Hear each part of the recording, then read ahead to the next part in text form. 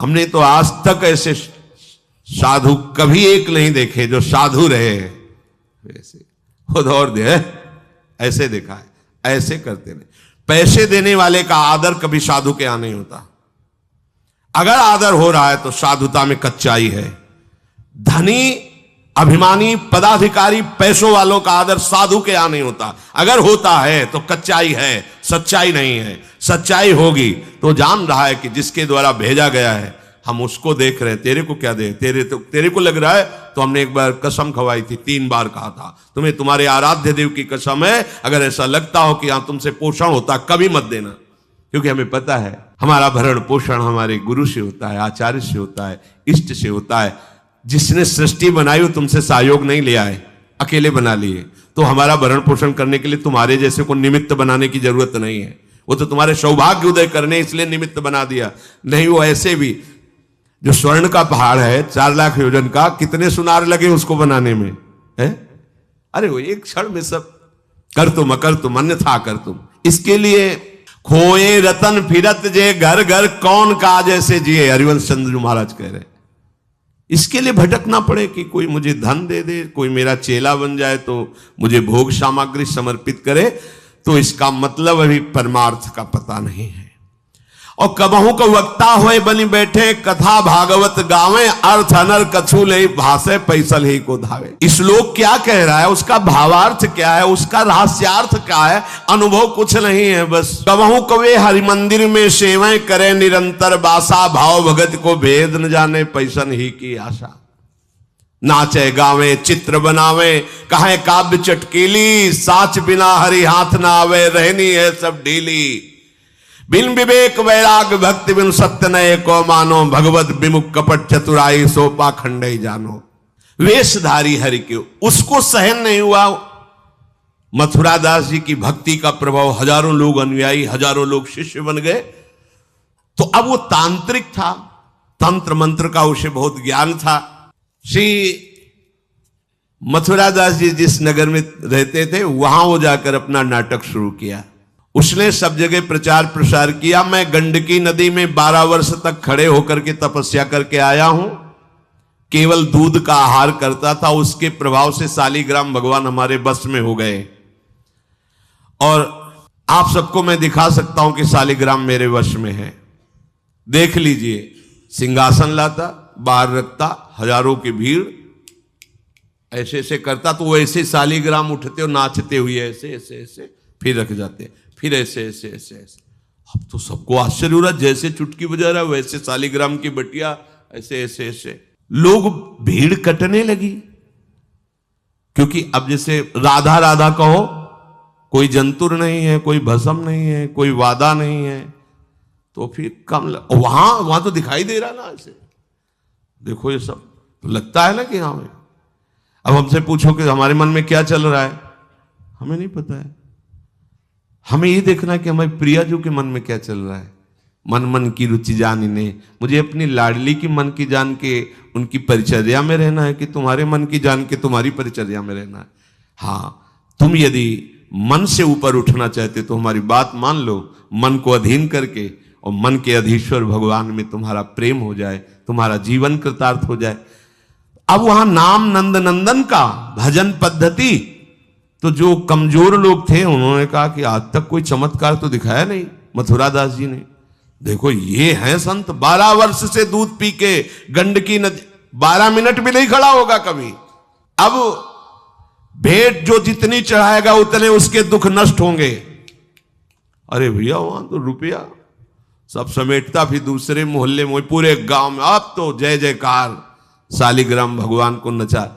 कोई सेवा की सामग्री लेने गए थे मथुरा दास जी की श्रीअंग सेवा में जो रहते थे संत जन, उन्होंने देखा, वो आए, बोले महाराज एक बड़ा चमत्कारी महात्मा आया, वो कह रहा 12 वर्ष से हम दूध पीकर गंडकी नदी में, वो ऐसे ऐसे करता तो साल। तो बोले भैया भक्त तो हो ही नहीं सकता, भक्त भला भगवान को अपना प्रदर्शन क्यों बनाएगा और उसके बदले में भेंट लेकर के, ये तो नाटक है भैया। वो देखे भी नहीं थे, बोले ये तो नाटक है, कोई संत ऐसा नहीं कर सकता, कोई भक्त ऐसा, कोई संप्रदायाचार्य से दीक्षित वैष्णव मार्ग में चलने वाला, ये तो अपराध है। तो उनका महाराज जी तो हजारों लोग वहां प्रभावित हो रहे, अच्छा है भगवान उस रूप में। बोले नहीं महाराज, फिर सत्य मार्ग के प्रकाशित करने के लिए आप यहां विराजमान, अगर उसका कपट पाखंड चला तो हजारों लोग धोखे में हो जाएंगे, चलो आप एक बार उसके सामने। तो उन्होंने कहा कि यदि हम उसके सामने गए तो उसका सब ये दुकान बंद हो जाएगा। बोले महाराज जी आप जरूर चलो, क्योंकि आपके चलने से यदि लोगों की श्रद्धा भगवान में वास्तविक लगे तो आप भी तो यही चाहने के लिए यहां गांव में वास कर रहे हो। उनको बड़ा दुख हुआ कि एक तो उसको दुख होगा, उसका नाटक बंद होगा, दूसरा कि वो जान क्यों नहीं रहा है जिन भगवान को तुम नचा रहे हो, अगर वास्तविक उनके तुम सेवक बन जाओ तो तुम्हें सब कुछ प्राप्त हो जाएगा। शालिग्राम भगवान श्री हरि ही है, कोई और नहीं है। पर बहुत जब उन्होंने कहा तो कहा चलो अच्छा। सभी शिष्यों ने चरण पकड़ करके मथुरा दास जी को मनाया कि आप वहां चले। तो आप गए, सादे वस्त्र एकदम सहज स्वरूप साधु का, जाके भीड़ भी इनके साथ है कि भाई मथुरा, उनका भी प्रभाव था तो बहुत सी भीड़ साथ गई। जाकर के गांव वालों ने कहा कि भैया वो आप जो स्वामी जी दिखाते थे शालिग्राम भगवान का चमत्कार वो दिखाइए, हमारे गुरुजी आए हुए हैं। ये तो उसने जाना था कि महिमावान है तभी तो वो आया था, पर उसको ये पता नहीं था कि हमारा प्रोग्राम इनके सामने नहीं चल पाएगा, क्योंकि भगवान नाम जापक के आगे कोई तंत्र मंत्र, कोई श्राप पाप ताप ये सब नहीं, वास्तविक जो भगवत मार्ग में है। अब उसने निकाला सिंहासन और पूरा सब शालिग्राम जी को, तो केवल चुटकी ही बज रही थी, शालिग्राम भगवान वहीं बैठे थे। हर प्रयास कर लिया, कोई चमत्कार नहीं।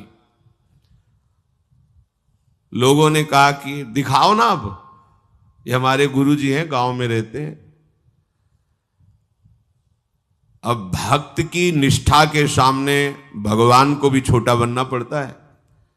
इतने महान भगवान भक्त बलि जी के सामने बामन बन के भीख मांगने के लिए गए। भक्ति निष्ठा जीत सकते थे, आज्ञा दे सकते थे, ना आज्ञा दी और ना विजय प्राप्त की। भिक्षा में मांग करके दिया माता अदिति को कि आपकी चाह है कि राज्य पद देवराज को मिले, तो आपकी आराधना से मैं जाऊंगा, पर वो मेरा भक्त है, ना युद्ध करूंगा ना आज्ञा दूंगा, पर मांग के लाऊंगा। भगवान भिक्षुक बन के गए।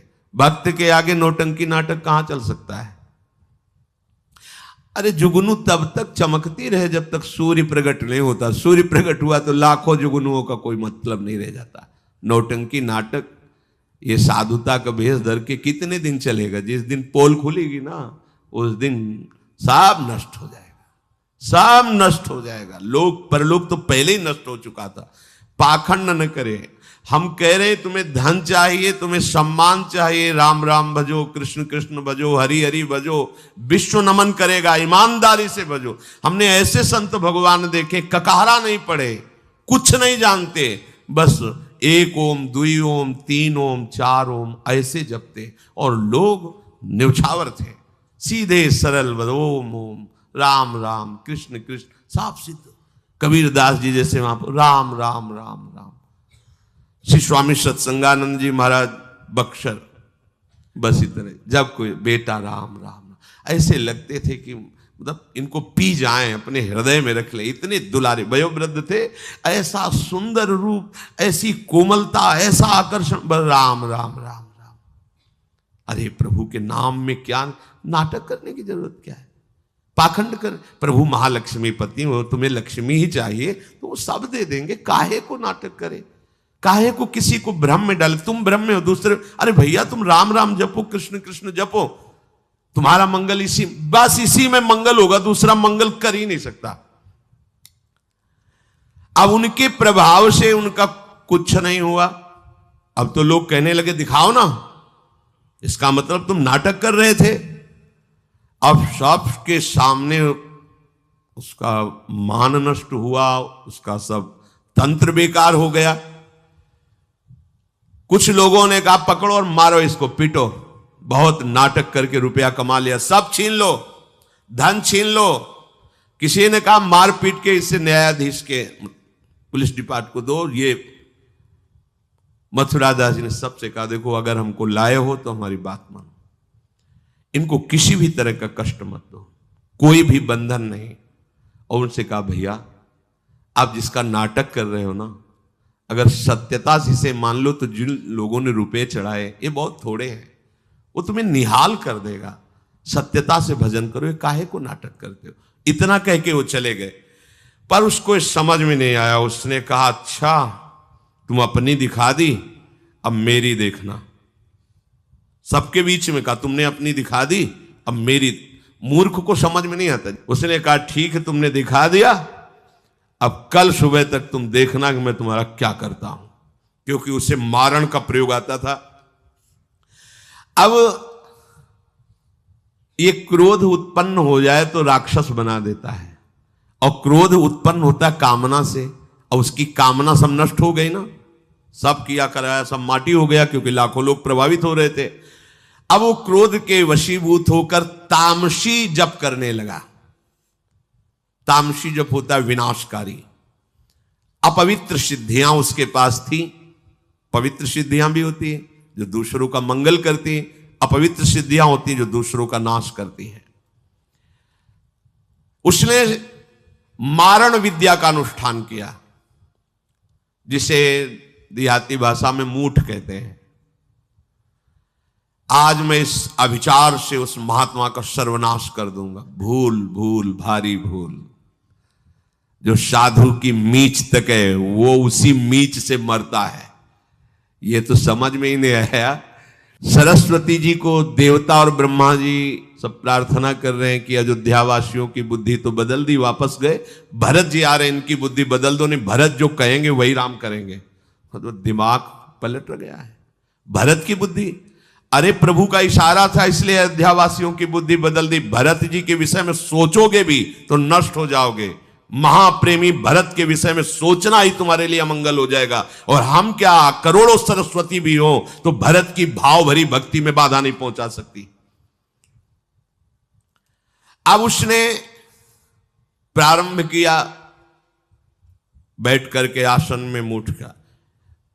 एक खप्पर जैसी आकृति प्रकट होती है और उसमें जाजुल्यमान तेज होता है, और वो जहां जाएगा तो जिसके पास जाना है वहीं शुरू हो जाएगा उसका खून पोकना, नीचे से शौच द्वार से मुंह से खून की उल्टी आना, उसके पहुंचते पहुंचते, और जहां पहुंची तो वो नष्ट हो जाएगा, मर जाएगा और वापस चली जाएगी। वहां जाके प्रमाण देगी कि हम काम कर आई हैं।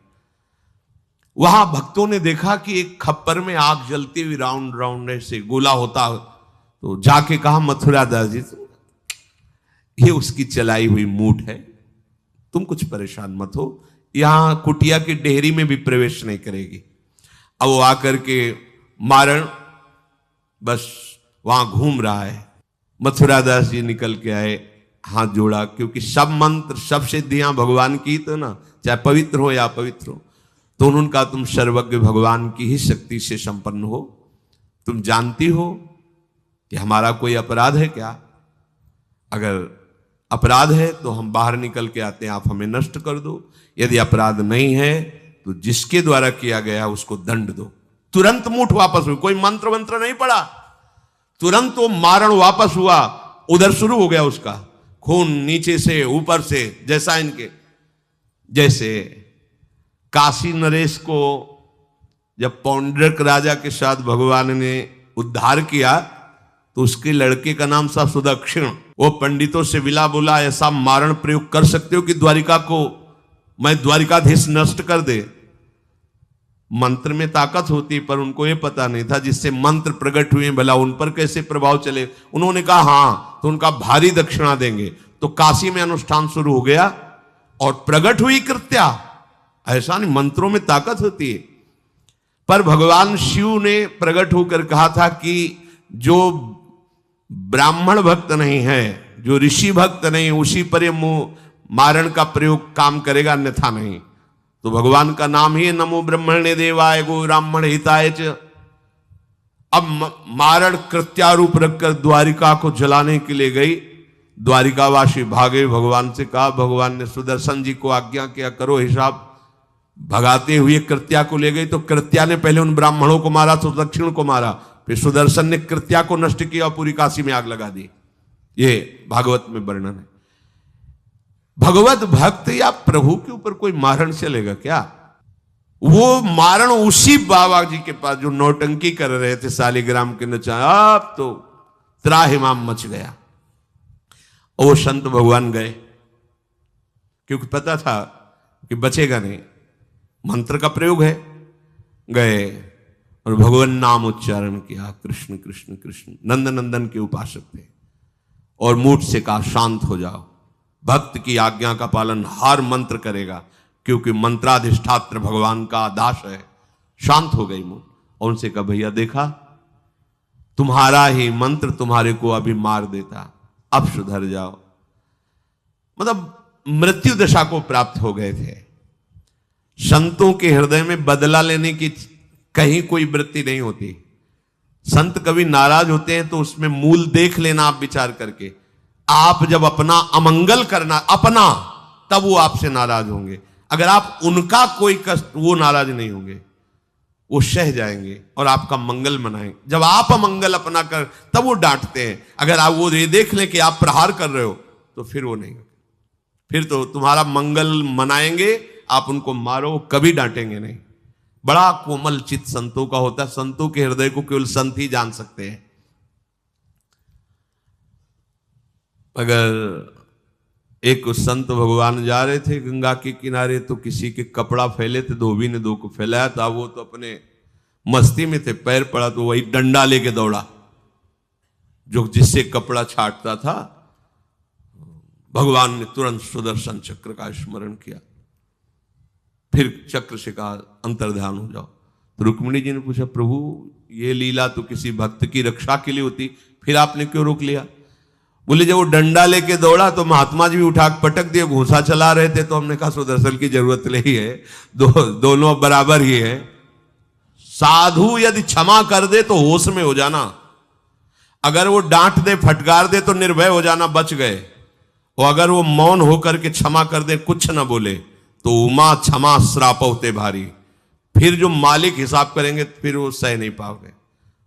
इसीलिए भगवत प्रेमी महात्माओं का कोई अपराध न मने, भगवान से मनाना चाहिए कि हे नाथ, मेरी कभी बुद्धि ऐसी मलिन न हो जाए कि आपके नाम जापक, आपके प्रेमी संतों के प्रति हमारा द्रोह भाव हो। भगवान का चरणामृत उतारा, शालिग्राम का उसको पिवाया और बैठा ला और कहा देखो, जिन प्रभु की आराधना प्रभु को अधीन कर लेती है, प्रभु के धाम की प्राप्ति कराती, तुम चंद रुपयों के लिए नाटक कर रहे हो। आज से ऐसा वो चरणों में गिराओ, कहा महाराज वास्तविक न मैं कभी 12 वर्ष गंडकी नदी में खड़ा हुआ हूं, न कभी दूध पिया हूं। मुझे पैसा कमाने का रास्ता अच्छा समझ में आया, इसलिए आज से मैं वास्तविक आपके चरणों का शिष्य बन करके भजन करूंगा, और हमारे द्वारा जो भी गलती हुई आप उसे क्षमा कीजिए।